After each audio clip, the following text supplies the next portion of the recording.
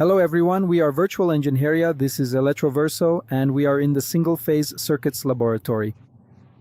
And in this video, I'm going to talk about RLC circuits. We're going to assemble an RLC circuit here on the bench. And first, let's draw it. Let's see how this circuit will look. I will have my reliable electrical power source, and I will also have an accurate digital ammeter ready to go.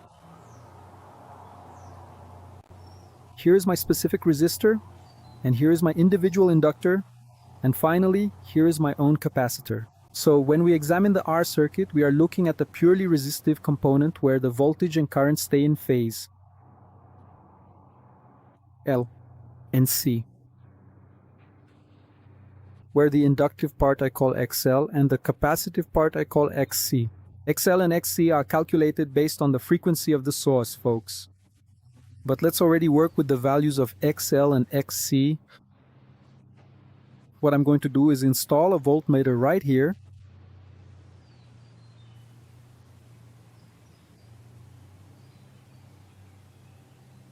So we are going to measure the voltage across all three elements, and the current is the same for everyone.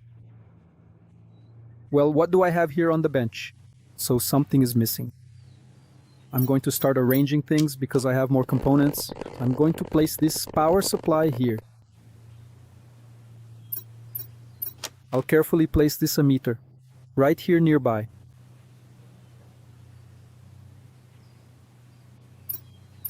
And then this specific resistor comes right over here to this spot. And now I'll carefully place its digital voltmeter right over here. So now I'll need the inductor with its voltmeter and the capacitor with its voltmeter. Inductor.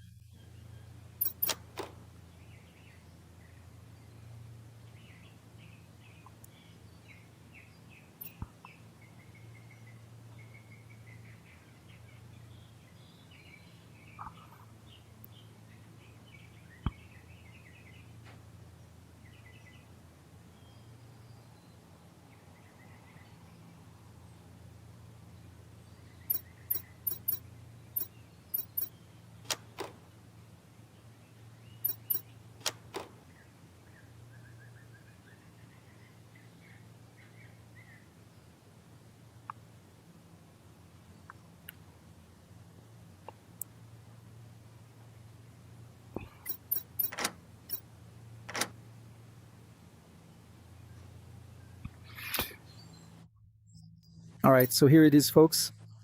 Ammeter, resistor, inductor, capacitor, RLC. Let's go. Start making the connections.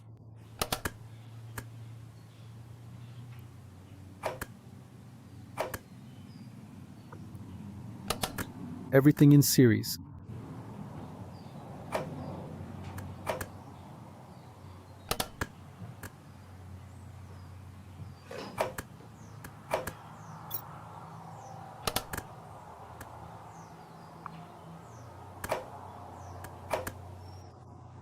And now, to complete the electrical circuit, I'll reach for and grab a somewhat more substantial and longer cable. It feels like it is already securely connected.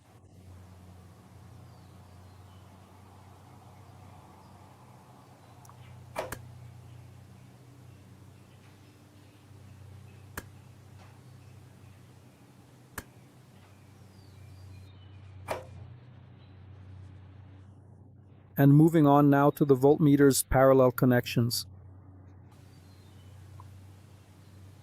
It will be 6 connections.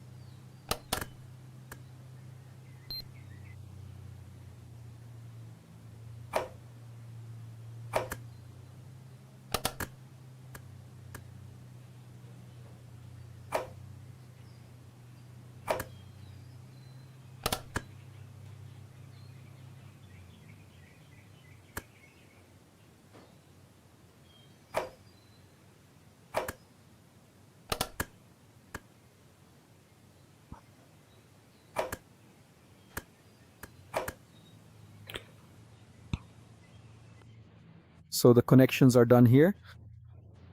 And folks, what about the impedance of this circuit? In the impedance, I'll have a real component, which is the resistor plus XL minus XC. And then we need to pay attention to this here, folks.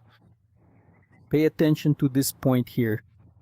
What happens? It happens that my XL, here there's a J, JXL and JXC are imaginary parts. What happens if XL is equal to XC? Here, this sum will be 0, and I'll have only a resistive component. This specific condition, where the inductive reactance XL exactly matches the capacitive reactance XC, is what we define as the resonant frequency of the circuit. We achieve resonance at the point where the value of XL becomes perfectly equal to the value of XC.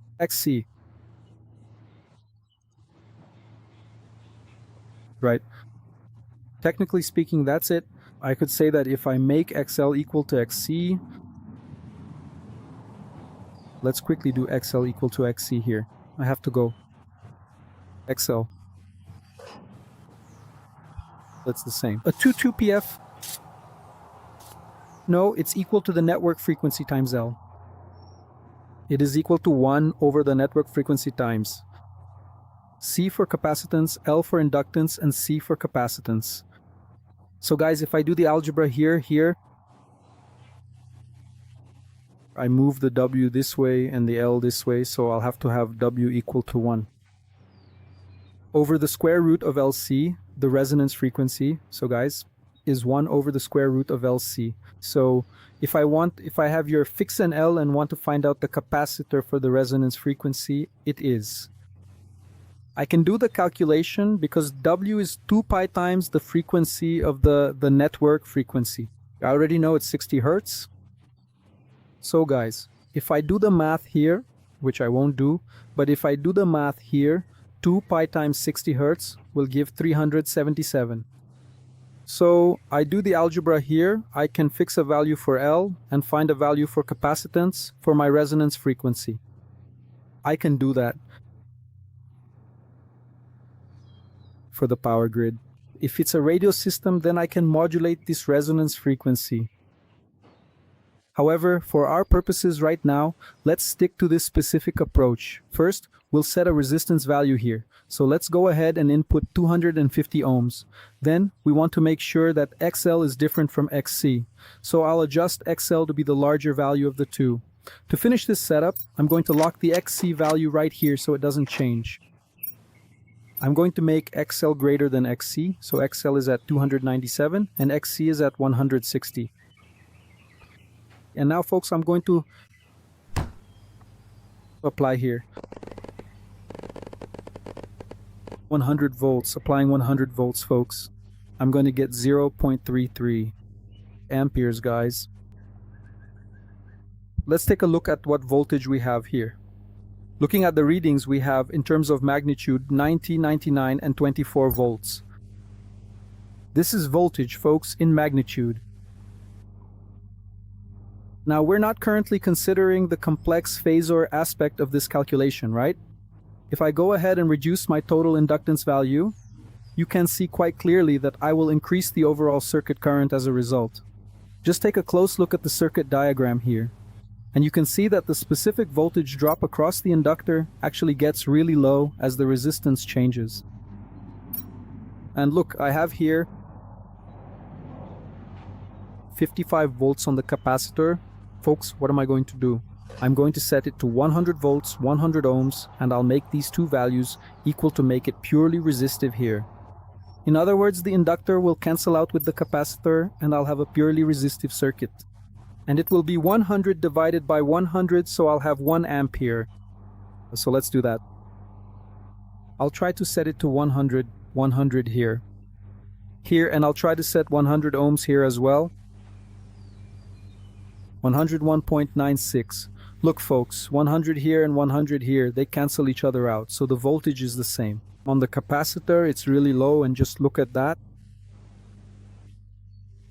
As you can see right here, folks, the current is exactly 1 ampere, precisely 1 ampere. Let's see, in terms of phasors, what's happening? Phasor-wise, I have here, folks, the current in phase with my voltage. Let me raise it a little bit, the voltage. Current in phase with the voltage. Phasor-wise, here in the resistor, same thing. The current is perfectly in phase with the voltage. Right now, here in the inductor, I have a very low current, essentially zero. Actually, the current is the same. I have the current the same one. So, the voltage I'm applying is this one. And here, in the capacitor, it's exactly the opposite. So, the electrical current remains exactly the same for everyone in the circuit, but the voltage levels are opposite to one another. Really, they are fundamentally opposed. So, the sum of this voltage with that voltage is zero. Alright, everyone? What does that mean? That if I remove the resistor, here my impedance is zero. If I remove the resistor, guys, the current is going crazy. It surges all the way up to infinity. My current goes to infinity. Just look at the measurement scale right here on my ammeter and the power supply. Look, it might even catch fire. I made a short circuit. It's a short circuit, folks, a small resistor and the inductor and capacitor in resonance. I have a short circuit, everyone. It's a short circuit, so I'm going to normalize it here. I'm going to take it out of resonance. I'll set a high inductance value and a low capacitance value. What do I have now? What's the result at my power supply? The result at my power supply is an inductive circuit. Why? In this specific circuit, the current lags behind the voltage. Now, if we look closely, the voltage here across my component, the voltage across my, the phasor voltage across my inductor is actually much higher than the voltage measured across the capacitor. Because the capacitor is small multiplied by a current, I have a small voltage. So if I have less capacitance than inductance, it's an inductive circuit. Let's suppose I decide to increase the capacitance. I'm adding more capacitors. Just look at what's happening to the source angle. Understand? The value eventually drops all the way down to zero. And please take a moment to observe what happens as I gradually approach the resonance frequency. It tends to become purely resistive. Now I'm going to significantly decrease the frequency. My inductor will pass directly through its point of resonance. And now, at this very moment, I have a very small inductor, 80 ohms, and I'm going to use a large capacitor, 280 ohms. Now my circuit is capacitive. Voltage lags behind current. In the resistor, they're in phase. In the inductor, voltage leads current. In the capacitor, voltage lags. But I have much more voltage across the capacitor, 98 volts, than across the inductor. So the phasor sum of the inductor and the capacitor will result in a capacitive outcome.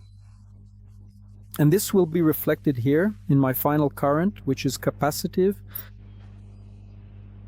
So folks, we have to be very careful with this circuit. RLC. My resonance occurs when the inductor's impedance is equal to the capacitor's, because they cancel each other out. And if I don't have a resistor to prevent a short circuit, I could end up burning out my equipment. Well folks, that's it for today's video. I wanted to show you the series RLC circuit and show the impact of L and C, the inductor and the capacitor. When they are equal, we reach the resonance frequency. So that's it folks. Take care and see you in the next video.